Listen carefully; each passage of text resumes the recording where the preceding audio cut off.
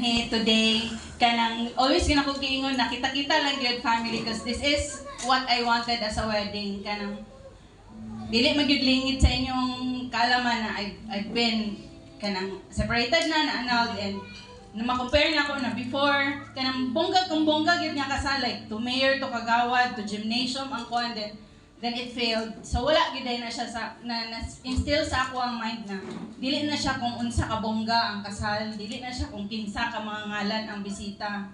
What matters is kung unsa among relationship duha. And ang amo lang yung ipa-witness is those people na kabalo mi na ma-happy for us. So being here at our table kanang know na kanang we picked you people to witness our union. So kabalo ko ting trabaho karon, busy tanan, and we appreciate sa inyo ang time sa pag-anhi and sa among mga parents kang Papa Romeo, kang Mama Faye, kang Papa Boy na first time nag-dance. As far as I can remember kay Saudi magod na siya for the longest time, no? So bisag sa akong libo wala na siya, mga birthdays na mo most of the time wala na siya. So kanang aya pa o siguro nag-dance maybe before pero ako ka remember. So I appreciate si Mama Nati and si Kuya namata na among gamay tuting.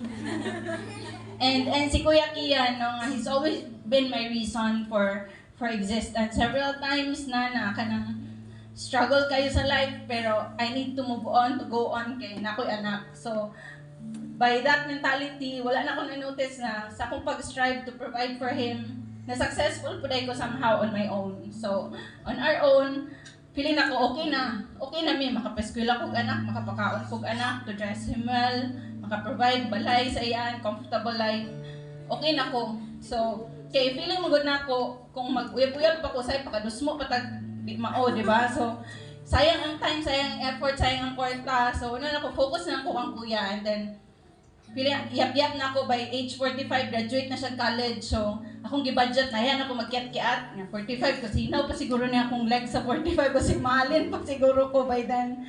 And then, wala gi-expect na time. Sakto nyo din nilang giingon na when you least expect it, ang sakto na tao will come. So, if you chase love, mas lisod siya pangitawon if you chase it. Pero if you let go and let God choose for you, murag, aya pa nun ma-plastar ba? So, sa time na kanang lowest katong nag-pandemic, kanang kang financially unstable, mentally, emotionally pag yun, broken-hearted and all, rin ako kanang magilasdakan ako sa world.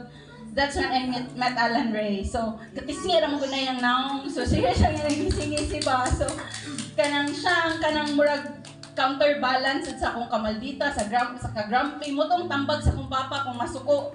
Mag-inom daw tubig din, ugumon kay they know, akong family knows kung sa ko having him sa akong life, murag, he taught me nga